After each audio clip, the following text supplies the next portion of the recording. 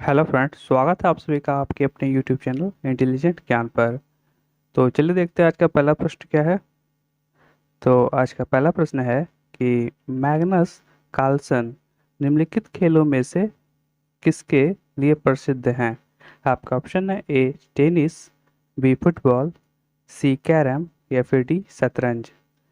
Magnus Carlsen निम्नलिखित खेलों में से किसके लिए प्रसिद्ध हैं। तो इसका राइट आंसर हो जाएगा ऑप्शन नंबर डी शतरंज। चलते हैं अगले प्रश्न पर। देखते हैं नेक्स्ट प्रश्न क्या है। तो नेक्स्ट क्वेश्चन है, निम्नलिखित कथनों में से कौन स्थानीय प्रजातियों का वर्णन करता है। आपके ऑप्शन है ए कम जनसंख्या वाली प्रजातियां संकटाग्रस्त प्रजातियों की सूची में शामिल हो सकता है, या फिर बी वे प्रजातियां जो गहन खोज के बाद भी अस्तित्व में नहीं पाई जाती, या फिर सी वे प्रजातियां जो किसी क्षेत्र विशेष में पाई जाती हो, या फिर ऑप्शन नंबर डी वे प्रजातियां जो आप्रवासी हों। तो इसका राइट आंसर हो जाएगा ऑप्शन नंबर सी कि वे प्रजातियां जो किसी क्षेत्र विशेष में पाई जाती हो। ठीक है, चलते हैं अगले प्रश्न पर। देखते हैं नेक्स्ट प्रश्न क्या है। अगला प्रश्न है कि निम्नलिखित में से किस तिथि को मानव अधिकार दिवस के रूप में मनाया जाता है। आपका ऑप्शन है ए 10 दिसंबर, बी 17 जनवरी, सी 10 मार्च या फिर डी 4 अप्रैल। तो मानव अधिकार दिवस ये 10 दिसंबर को मनाया जाता है। ठीक है, इसका राइट आंसर हो जाएगा ऑप्शन नंबर ए 10 दिसंबर। ठीक है, चलते हैं अगले प्रश्न पर। अगला प्रश्न है कि निम्नलिखित जल जीवों में से किसमें गिल्स नहीं पाया जाता है। तो आपके ऑप्शन है ए ऑक्टोपस, बी स्क्विड, सी क्लाउन फिश या फिर डी व्हेल। तो निम्नलिखित जल जीवों में से किस में गिल्स नहीं पाया जाता है। तो इसका राइट आंसर हो जाएगा ऑप्शन नंबर डी व्हेल में। ठीक है, तो व्हेल में जो है वो गिल्स नहीं पाया जाता है। ठीक है, चलते हैं अगले प्रश्न पर। देखते हैं अगला प्रश्न क्या है। तो नेक्स्ट प्रश्न है कि निम्नलिखित में से कौन सा मंत्रालय हर साल संसद में आर्थिक सर्वेक्षण प्रस्तुत करता है। आपके ऑप्शन है ए वित्त मंत्रालय, बी कारपोरेट कार्य, सी वाणिज्य या फिर डी गृह कार्य। तो निम्नलिखित में से कौन सा मंत्रालय हर साल संसद में आर्थिक सर्वेक्षण प्रस्तुत करता है। तो इसका राइट आंसर हो जाएगा ऑप्शन नंबर ए वित्त। ठीक है, चलते हैं अगले प्रश्न पर। अगला प्रश्न है कि निम्नलिखित नदियों में से किसे दक्षिण गंगा कहा जाता है। आपके ऑप्शन है ए पेरियार को, बी कावेरी, सी कृष्णा नदी या फिर डी गोदावरी। तो निम्नलिखित नदियों में से किसे दक्षिण गंगा कहा जाता है। तो इसका राइट आंसर हो जाएगा ऑप्शन नंबर डी गोदावरी। ठीक है, देखते हैं नेक्स्ट प्रश्न को। अगला प्रश्न है कि प्रोटीन की उपस्थिति की जांच के लिए निम्नलिखित में से किस घोल की जरूरत होती है। आपके ऑप्शन है ए कॉपर सल्फेट और कास्टिक सोडा का घोल, बी आयोडीन और कास्टिक सोडा का घोल, सी कॉपर सल्फेट और आयोडीन का घोल या फिर डी आयोडीन का घोल। तो प्रोटीन की उपस्थिति की जांच करने के लिए निम्नलिखित में से किस घोल की जरूरत होती है। तो इसका राइट आंसर हो जाएगा ऑप्शन नंबर ए कॉपर सल्फेट और कास्टिक सोडा का घोल। ठीक है, देखते हैं नेक्स्ट प्रश्न को। अगला प्रश्न है कि निम्नलिखित में से कौन प्रोटीन का मुख्य स्रोत नहीं है। आपके ऑप्शन है ए सोयाबीन, बी गेहूं, सी मछली या फिर डी चना। तो इनमें से कौन प्रोटीन का मुख्य स्रोत नहीं है। तो इसका राइट आंसर हो जाएगा ऑप्शन नंबर बी गेहूं। ठीक है, यानी गेहूं जो है वह प्रोटीन का मुख्य स्रोत नहीं है। बाकी सोयाबीन है, मछली भी है और चना भी है, लेकिन गेहूं प्रोटीन का मुख्य स्रोत नहीं है। ठीक है, देखते हैं अगले प्रश्न को। अगला प्रश्न है कि the God of small things नामक उपन्यास देश किस देश से प्रेरित है? आपके ऑप्शन है ए चीन, बी भारत, सी बांग्लादेश या फिर डी नेपाल। तो the God of small things नामक उपन्यास किस देश से प्रेरित है?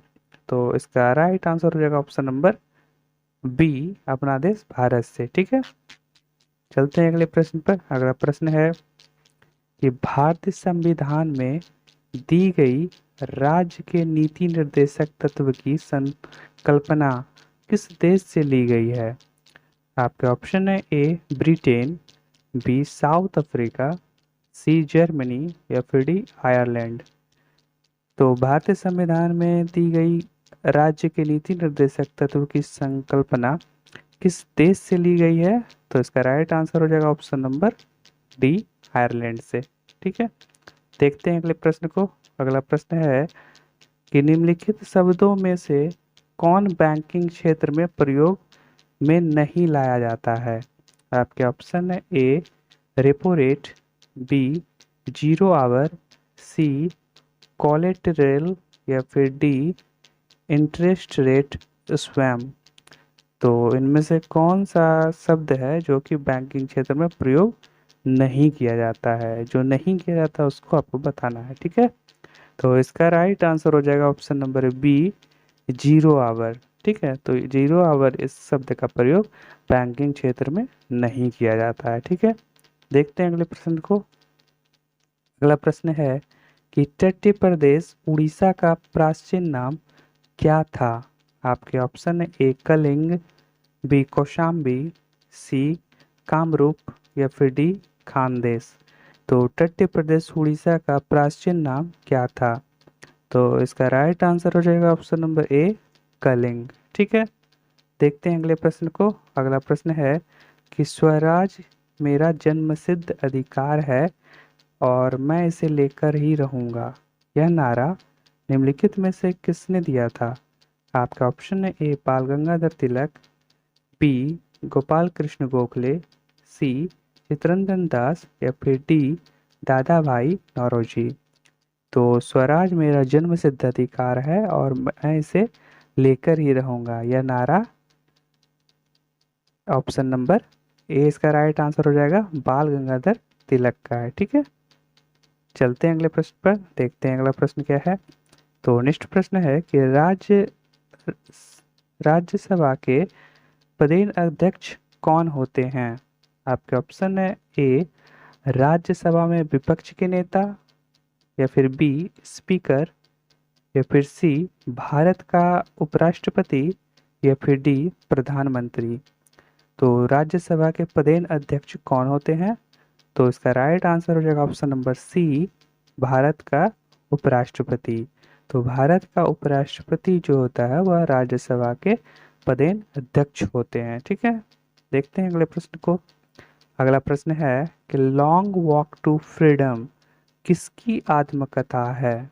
आपके ऑप्शन है A Nelson Mandela, B Martin Luther King, C John F Kennedy या फिर डी अब्राहम लिंकन।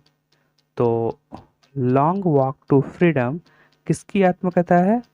तो इसका राइट आंसर हो जाएगा option number A Nelson Mandela का। ठीक है, right answer option number A हो जाएगा, नेल्सन मंडेला। चलते अगले प्रश्न पर। अगला प्रश्न है कि वसा के पाचन में आहार नाल के अंगों से स्रावित किस रस की महत्वपूर्ण भूमिका होती है? आपके ऑप्शन है ए अंगनाई रस यानी कि सेलिना, या फिर डी हाइड्रोक्लोरिक अम्ल, या फिर सी पित्त रस यानी अंगनाई सही रस, या फिर डी सेलिना यानी हाइड्रोक्लोरिक अम्ल। तो वसा के पाचन में आहार नाल के अंगों से स्रावित किस रस की महत्वपूर्ण भूमिका होती है? तो इसका राइट आंसर हो जाएगा ऑप्शन नंबर सी पित्त रस यानी कि अंगनाशयी रस का। ठीक है, चलते हैं अगले प्रश्न पर। अगला प्रश्न है कि संघीय बजट 2018 के अनुसार ऑपरेशन ग्रीन के लिए कितनी राशि आवंटित की गई थी? तो आपके ऑप्शन है ए 600 करोड़, बी 500 करोड़, सी 400 करोड़ या फिर डी 700 करोड़। तो संघीय बजट 2018 के अनुसार ऑपरेशन ग्रीन के लिए कितनी राशि आवंटित की गई थी? तो इसका राइट आंसर हो जाएगा ऑप्शन नंबर बी 500 करोड़। ठीक है, तो 500 करोड़ जो है वह ऑपरेशन ग्रीन के लिए आवंटित की गई थी। ठीक है, चलते अगले प्रश्न पर। अगला प्रश्न है कि निम्नलिखित में से किस भारतीय राज्य में संघाई त्योहार मनाया जाता है? आपके ऑप्शन है ए अरुणाचल प्रदेश, बी नागालैंड, सी मेघालय या फिर डी मणिपुर। तो निम्नलिखित में से किस भारतीय राज्य में संघाई त्योहार मनाया जाता है? तो इसका राइट आंसर हो जाएगा ऑप्शन नंबर डी मणिपुर में। ठीक है, देखते हैं अगले प्रश्न को। अगला प्रश्न है कि भारत में राष्ट्रीय खेल दिवस किस तिथि को मनाया जाता है? आपके ऑप्शन है ए 29 अगस्त, बी 26 अगस्त, सी 28 अगस्त या फिर डी 27 अगस्त। तो भारत में राष्ट्रीय खेल दिवस किस तिथि को मनाया जाता है? तो इसका राइट आंसर हो जाएगा ऑप्शन नंबर ए 29 अगस्त को। ठीक है, देख लेते हैं अगले प्रश्न को। अगला प्रश्न है कि सामान्य टेलीविजन के रिमोट कंट्रोल द्वारा निम्नलिखित तरंगों में से किस तरंग का उपयोग किया जाता है? आपके ऑप्शन है ए रेडियो तरंग, बी लेजर, सी अल्ट्रासोनिक तरंग या फिर डी इंफ्रारेड तरंग। तो सामान्य टेलीविजन के रिमोट कंट्रोल द्वारा निम्नलिखित तरंगों में से किस तरंगों का उपयोग किया जाता है? तो इसका राइट आंसर हो जाएगा ऑप्शन नंबर डी इंफ्रारेड तरंगों। ठीक है, देखते हैं अगले प्रश्न को। अगला प्रश्न है कि तंजौर स्थित वृद्धेश्वर मंदिर किस धार्मिक संप्रदाय से संबंधित है? आपके ऑप्शन है ए अलवार से, बी शाक्त से, सी नयनार से या फिर डी वैदिक से। तो तंजौर स्थित वृद्धेश्वर मंदिर किस धार्मिक संप्रदाय से संबंधित है? तो इसका राइट आंसर हो जाएगा ऑप्शन नंबर सी नयनार से। ठीक है, देखते हैं अगले प्रश्न को।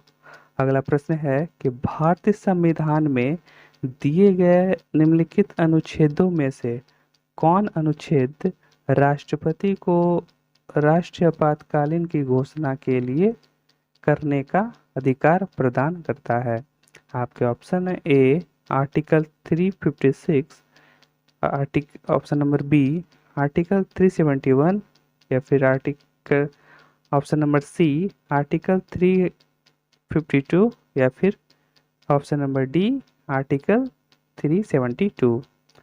तो इसका राइट आंसर हो जाएगा ऑप्शन नंबर ए आर्टिकल 356 यानी अनुच्छेद 356। ठीक है, तो भारतीय संविधान में दिए गए अनुच्छेदों में से राष्ट्रपति राष्ट्रीय आपातकाल की घोषणा करने का अधिकार अनुच्छेद 356 के तहत प्रदान करता है। ठीक है, देखते हैं अगले प्रश्न को। अगला प्रश्न है कि रावण सैकिंग माउंट कैलाश नामक प्रसिद्ध चित्रण निम्नलिखित में से किस गुफा में चित्रित किया गया है? आपके option A Kanheri, B Ellora, C हाथी गुफा या फिर डी अजंता। तो रावण सेकिंग माउंट कैलाश नामक प्रसिद्ध चित्रण निम्नलिखित में से किस गुफा में चित्रित किया गया है?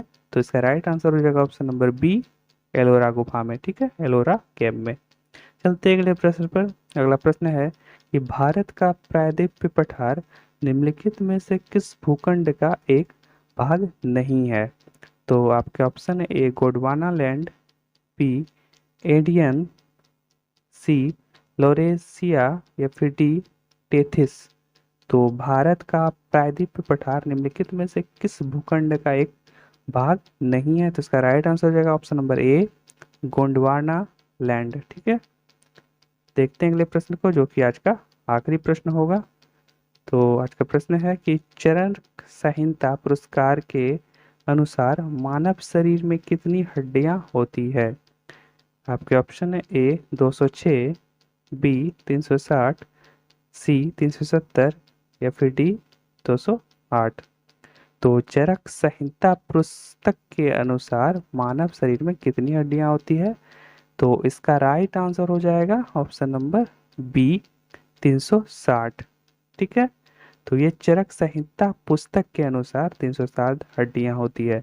वैसे सामान्यतः मनुष्य में 206 हड्डियां पाई जाती है, और एक शिशु में जो है वह 300 हड्डियां जन्म के समय होती है। ठीक है, और जब मानव विकसित हो जाता है तो उसमें 206 हड्डियां हो जाती है। लेकिन यहाँ बात की गई है चरक संहिता की, तो चरक संहिता पुस्तक के अनुसार मानव शरीर में कितनी हड्डियां होती है? तो इसका राइट आंसर हो जाएगा ऑप्शन नंबर बी, 360। ठीक है, क्लियर है। तो आज का ये आखिरी प्रश्न था। तो आज का प्रश्न है कि संतोष ट्रॉफी किस खेल से संबंधित है? आपके ऑप्शन है ए फुटबॉल, बी क्रिकेट, सी शतरंज, या फिर डी बैडमिंटन। संतोष ट्रॉफी किस खेल से संबंधित है? तो इसका जो भी राइट आंसर होगा, इसका आंसर आपको कमेंट बॉक्स में कमेंट कर देना है। ठीक है, और ये वीडियो आपको कैसा लगा आप इस कमेंट बॉक्स में कमेंट करके बताइएगा। ठीक है, तो मिलते हैं फिर नेक्स्ट वीडियो में। आज के लिए बस इतना ही। Thank you so much. जय हिंद, जय भारत।